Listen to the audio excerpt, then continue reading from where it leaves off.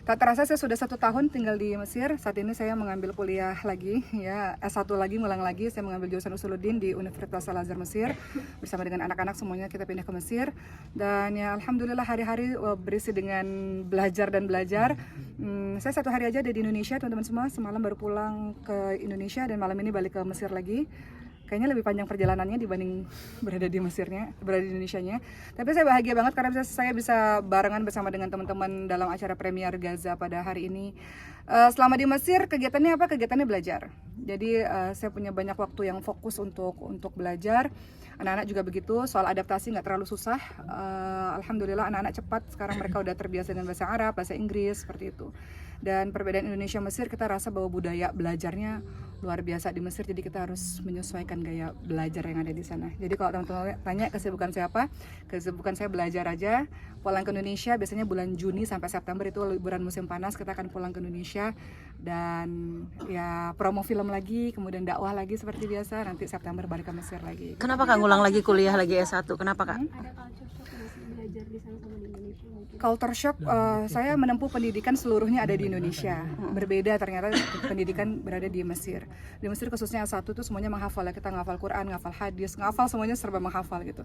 Sementara kita di Indonesia agak berbeda metodologi pembelajarannya gitu. Jadi sempat shock awal-awal iya gitu ya, karena banyak kita kan menghafal, khususnya saya belajar agama jadi banyak menghafal perkataan-perkataan ulama, hadis, Quran dan sebagainya.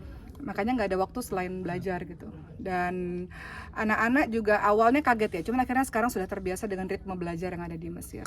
Culture shock mungkin secara budaya aja, orang-orang Mesir memang tough ya, orang-orangnya agak lebih bersuara lebih tinggi. Orang-orang Indonesia di Mesir itu terkenal sebagai orang-orang yang lemah lembut, adem ayem, sopan santun, baik hati. Itu orang-orang Indonesia tuh terkenalnya dengan karakter yang orang-orang yang sabar gitu.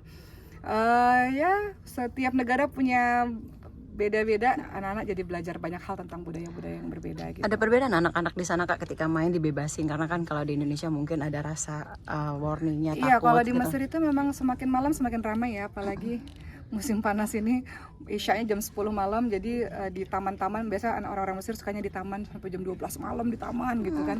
Dan kita libur 4 bulan biasanya, kalau di Mesir itu kita belajar sebentar, habis itu libur musim panas 4 bulan. Jadi secara anak-anak senang di sana karena ya rame terus dan aman. Kalau kita jalan di malam hari aman gitu. Dengan Koki kabarnya juga kalau mau dari rumah ke kampus juga jalan lebih enjoy. Itu gimana Koki? Ya, Jaraknya jalan jauh kaki, katanya. atau naik angkot gitu ya. Ya alhamdulillah senang sih, maksudnya saya udah belasan tahun nggak mengalami itu gitu. Maksudnya saya nggak di Indonesia selama belasan tahun ini kemana-mana naik mobil gitu kan. Di sana ya naik angkot lagi, kemudian jalan kaki lagi dan bisa kemana-mana. Anak-anak lebih seneng di sana katanya.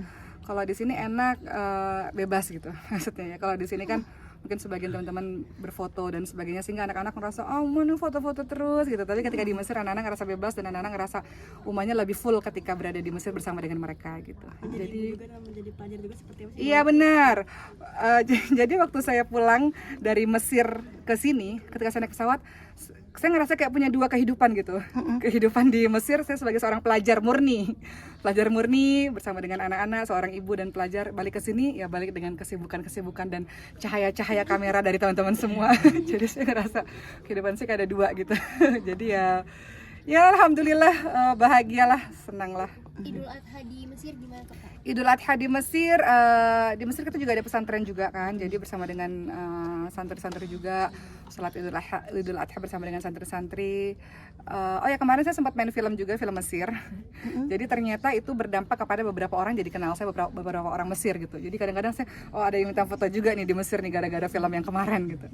Jadi ya dinikmati aja. Sekarang sih saya lebih banyak dengan bersama dengan anak-anak dan belajar aja. Ketika balik ke Indonesia ya kembali beraktivitas seperti ini. Berapa tahun lagi kan? Berapa tahun lagi? Yang jelas kuliahnya 4 tahun, saya sudah menjalankan 1 tahun. Tapi saya berencana untuk melanjutkan kembali sekolah-sekolah berikutnya. Jadi ya Tapi kalau mohon suami sendiri doanya. gimana? Komplain nggak? LDR berarti kan? Iya, suami pulang pergi sebulan sekali gitu. Kayak sekarang saya 1 hari di sini, balik lagi ke Mesir. Jadi ya sekarang udah ada, insya Allah, mudah-mudahan mohon doanya semoga banyak ada rezeki biar bisa bolak-balik Indonesia Mesir. Untuk ibu sendiri gimana kak? Oh ya, untuk Ibu dan Sulaiman memang ini agak PR juga karena Sulaiman harus berbahasa Indonesia. Jadi sampai hari ini memang Sulaiman kita masukkan ke sekolah berbahasa Indonesia di Mesir karena Sulaiman kan masih harus bicara bahasa Indonesianya dengan baik, masih belum lancar. Dan Sulaiman memang setiap 3 bulan sekali harus pulang karena dia harus melakukan pemeriksaan rutin dengan seluruh dokter-dokternya. Nanti kita semua akan pulang di akhir Juli, seluruh keluarga akan pulang kembali ke Indonesia dan pengobatan Sulaiman dilanjutkan, terapi Sulaiman dilanjutkan seperti itu. Update kesehatannya sendiri seperti apa Kak Sulaiman Sulaiman dalam sendiri? keadaan sehat alhamdulillah, tapi kami kesulitan untuk mencari terapi bicara karena semuanya berbahasa Arab atau berbahasa Inggris. Sementara Sulaiman masih harus berbahasa Indonesia. Jadi untuk Sulaiman, sekarang Sulaiman semua keluarga sekarang ada di Mesir, anak-anak semuanya di Mesir. Tapi insya Allah bulan Juli akan pulang semuanya ke Indonesia di musim liburan, musim panas ini. Kita akan kembali ke Indonesia di setiap musim panas saja insya Allah. Update lagi support untuk Ricis seperti apa nih Kak Waki? Yang lagi deket nih. Sebagai kakak mensupportnya seperti apa Kak? Pertama-tama saya nggak terlalu mengikuti perkembangan atau pemberitaan apapun di sosial media karena di Mesir sendiri udah terlalu sibuk ya dengan berbagai macam pembelajaran, jadi saya nggak dengar apa-apa sebenarnya. Jadi saya tahu apa-apa tuh sebenarnya dari teman-teman semua. Teman-teman lebih tahu dibanding dengan saya. Jadi nggak ada cerita apa-apa, jadi kita nggak terlalu banyak tahu tentang hal itu. Kami bicara sehari-hari, ada grup family, kita bicara sehari-hari, perkara sehari-hari aja gitu. Mungkin di Mesir sudah lebih slow living kah sekarang seperti apa betul? Di Mesir Lebih slow living kan? ya Allah, di Mesir itu susah Mbak, maksudnya belajarnya susah banget gitu. Ya pertama mungkin karena bahasa yang berbeda, kemudian yang kedua mukoror atau bahan pembelajarannya itu banyak sekali. Jadi memang nggak ada waktu banyak untuk ngapa-ngapain selain belajar. Jadi memang hidup saya sekarang fokus banget untuk belajar dan bersama anak-anak. Jadi kalau ditanya hidupnya di mana, di Mesir kayaknya lebih santai. Santainya mungkin lebih ke belajar hampir 24 jam sih. Saya mau cerita sedikit sama teman-teman semua. Saya nggak pernah seumur hidup saya itu selama sekolah di Indonesia, saya mimpi saya itu tentang ujian. Jadi saya mimpi ujian, bangun lagi mimpi lagi, ujian lagi, saking terbawa ke dalam pikiran. Saya nggak pernah seumur hidup saya sekolah di Indonesia. Setiap kali mau ujian saya mual, mau muntah, nervous, panik attack gitu, terus gemetar gitu. Itu saya rasakan ketika saya sekolah di Azhar. Saya nggak pernah seumur hidup saya ketika saya sekolah di Indonesia sebelum ujian saya masuk rumah sakit. Saya udah masuk rumah sakit 2 kali karena belajarnya yang gila-gilaan gitu. Jadi mungkin karena ini masih proses adaptasi jadi masih kaget, jadi hidup saya murni belajar aja gitu. Makanya banyak menghilang di sosmed sebenarnya. Banyak beberapa teman yang mengatakan kok nggak posting, gimana bisa posting, hidupnya cuma di kampus, rumah, rumah. Jadi pelajar sejati. Jadi ketika sampai ngaruh ke mungkin live dunia Panik. Iya, belajar. panic attack. Jadi ketika belajar ada rasa nervous ya. Tapi saya rasa ternyata nggak cuma saya aja. Makanya kalau di Mesir itu di orang-orang yang kuliah di Al-Azhar khususnya, kita punya 1 bulan berhenti melakukan seluruh kegiatan untuk persiapan ujian. Jadi dari kampus sama dikasih waktu 1 bulan namanya tawakuf, kita berhenti. Seluruh kegiatan mahasiswa berhenti. Mahasiswa kan biasanya aktif ya, organisasi ini, organisasi itu. Tapi 1 bulan sebelum ujian semua dari kita berhenti memang fokus untuk persiapan belajar. Nah ujian ini 1 bulan juga nih. Nah besok kenapa saya ada di Indonesia 1 hari? Karena besok ujian. Ujiannya belum selesai, jadi saya manfaatkan waktu di pesawat nanti sekitar 11 jam atau lebih saya akan belajar di pesawat untuk besoknya nyampe di Mesir langsung ujian. Untuk anak-anak sendiri mungkin ada suster atau gimana Mbak Oki? Atau Mbak Oki yang benar sendiri turun tangan untuk Iya, di Indonesia jadi gini, kebiasaan teman-teman yang ada di Mesir ini kan pelajar tuh belasan ribu ya, pelajar Indonesia.